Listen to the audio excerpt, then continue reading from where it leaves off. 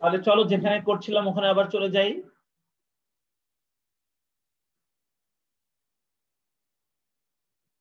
তাহলে ৪৩,৭৫০ টাকা, তাই বললাম না? তাহলে স্থায়ী ব্যয়ের পরিমাণটা ৪৩,৭৫০ টাকা আমাদের অ্যান্সার চলে আসছে।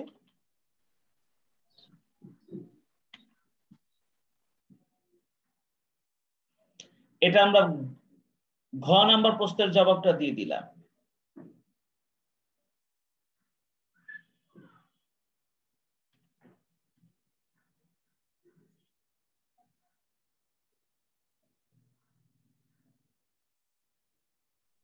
স্যার, হ্যাঁ, স্থায়ী ব্যয়টা আরেকবার একটু বুঝাবেন? স্থায়ী ব্যয় হচ্ছে যে তোমাকে বললাম সিএম অনুপাতটা দিয়ে তুমি ইচ্ছা করলে মুনাফাও বের করতে পারবে, স্থায়ী ব্যয়ও বের করতে পারবে। কারণ সিএম অনুপাতটা এমন একটা অস্ত্র, নিরাপত্তা প্রান্তরের সঙ্গে গুণ দিলে মুনাফা চলে আসে, কারণ নিরাপত্তা প্রান্তরের মধ্যে কোনো স্থায়ী ব্যয় নাই। তাই যতটুকু সিএম পুরোটাই মুনাফা।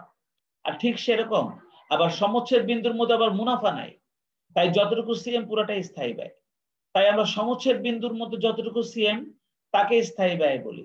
এই কারণে সিএম অনুপাত দিয়ে যদি সমচ্ছেদ বিন্দুকে গুণ করি তাহলে স্থায়ী ব্যয় বের হয়ে যায়, সিএম অনুপাতটা দিয়ে যদি নিরাপত্তা প্রান্তকে গুণ করি তাহলে মুনাফাটা বের হয়ে যায়। তো এই হচ্ছে বিষয়টা খুবই স্বাভাবিক যে সিএম অনুপাত দিয়ে নিরাপত্তা প্রান্তরকে গুণ করলে মুনাফা চলে আসে, সিএম অনুপাতকে দিয়ে সমচ্ছেদ বিন্দুকে গুণ করলে স্থায়ী ব্যয় চলে আসে।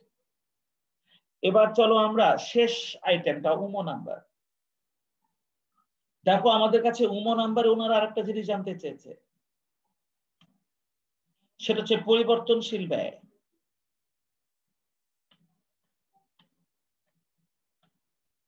পরিবর্তনশীল ব্যয় যেটাকে আমরা ভেরিয়েবল কস্ট বলি। তো তোমরা একটু বলো তো আমাকে, আমরা আমাদের ডাটার মধ্যে কি পরিবর্তনশীল ব্যয় বা ভিসি অনুপাত একটা বের করছি না 75%? দেখছ? জি স্যার। তাহলে আমাদের ভেরিয়েবল কস্ট অনুপাতটা যে 75%, কার 75%? বিক্রয়ের 75%। তাহলে বিক্রয় গুণ ভিসি অনুপাত লিখলেই হয়ে যাবে না? আমাদের ভেরিয়েবল জি স্যার। কস্টটা বের হয়ে আসবে না? তাহলে বিক্রয়ের সঙ্গে ভিসি অনুপাত গুণ করলেই আমাদের কিন্তু পরিবর্তনশীল ব্যয়ের পরিমাণটা চলে আসবে। তাহলে চলো আমরা লিখে ফেলি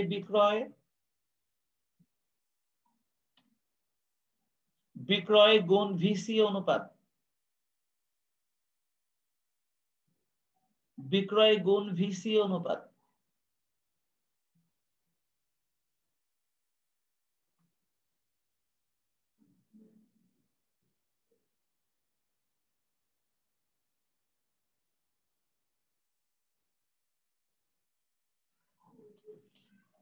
বিক্রয় গুণ ভিসি অনুপাত।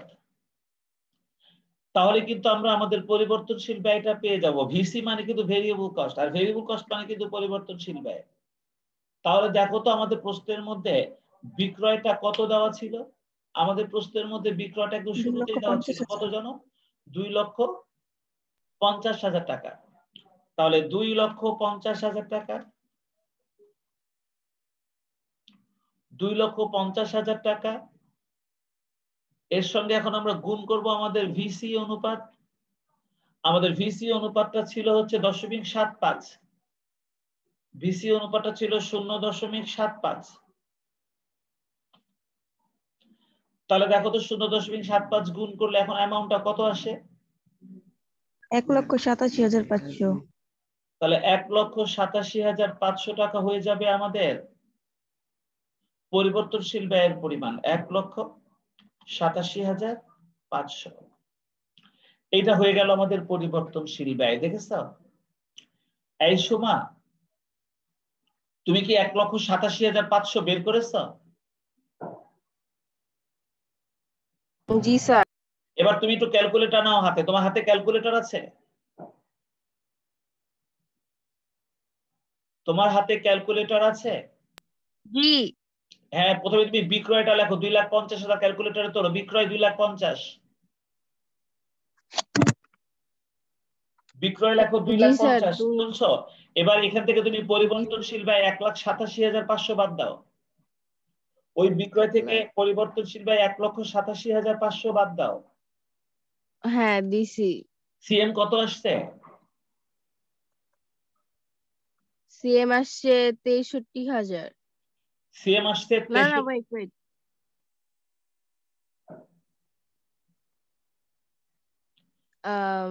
62,500। 62,500। সেখান থেকে বাদ দাও স্থায়ী ব্যয় 43,750। ওখান থেকে স্থায়ী ব্যয় বাদ দাও 43,750। জি স্যার, তাহলে মুনাফা আসে 18,750। ওই যে দেখো তোমার মুনাফা 18,750 বের হয়ে গেছে, দেখছো? জি স্যার। তার মানে তুমি তোমার পদ্ধতিতে মুনাফা পাবাই, কিন্তু সব সময় তোমার মুনাফা যে তুমি ওভাবে পাবা তা কিন্তু না। তাই মুনাফা ওভাবে না পেয়ে ডাইরেক্ট বের করারও পদ্ধতি আছে। সেই জন্য তোমাকে সব পদ্ধতি শিখতে হবে। এক মুনাফা বের করতে গিয়ে অনেকগুলো পদ্ধতি যদি তুমি মুখ দিয়ে বলো, তাহলে তো তুমি এই চ্যাপ্টারের অঙ্কটা শিখতে পারবে না। দেখো আমি কিন্তু তোমাকে মুনাফা বের করার সেকেন্ড পদ্ধতি শিখিয়েছিলাম, আর সেই পদ্ধতিতে মুনাফা যেটা আমরা পেয়েছি সেটা কিন্তু তোমার প্রথম পদ্ধতিতেও বের হয়েছে, দেখছো? জি স্যার।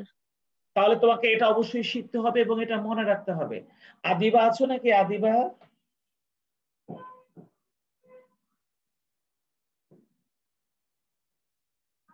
আদিবা লাইনে আছো?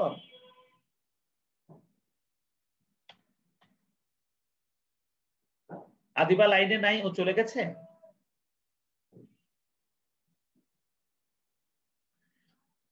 মিতা আক্তার আছো? 303। জি স্যার। চলো মিতা, আমি তোমাকে নিয়ে 12 নম্বর অঙ্কটা করি।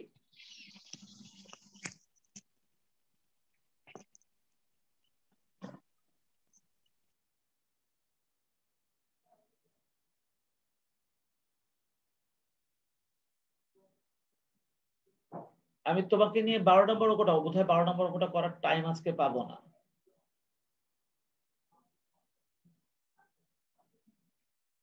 তোমাদের পরের ক্লাসটা কয়টায়? 12 নম্বর কাজ করেন। তোমাদের পরের ক্লাসটা কয়টায়? 12টায়। স্যার 12টায়। ও, এটা আমি টাইম পাবো। আচ্ছা ঠিক আছে। আচ্ছা 12 নম্বরটা এখানে এইভাবে থাকুক। তোমরা একটা কাজ করো, আমি কোনো বাড়ির কাজ দিচ্ছি না তোমাদেরকে।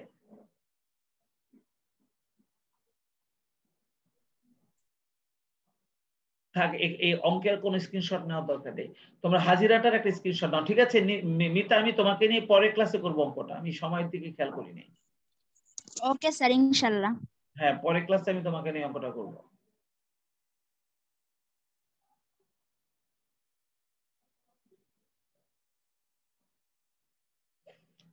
তোমরা কেউ একজন এই হাজিরাটা একজন স্ক্রিনশট নাও।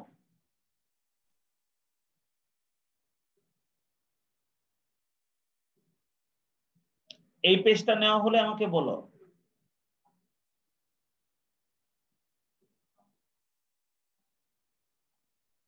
স্যার হইছে। আচ্ছা,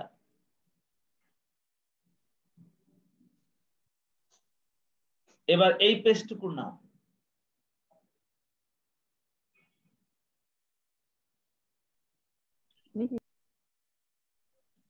এবার শেষ অংশটুকু নাও।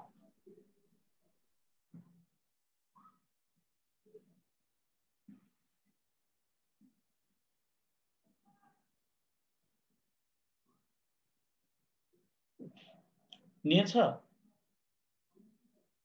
জি স্যার, গ্রুপে দিয়ে দিছি। হ্যাঁ, এটা গ্রুপে দিয়ে দিও।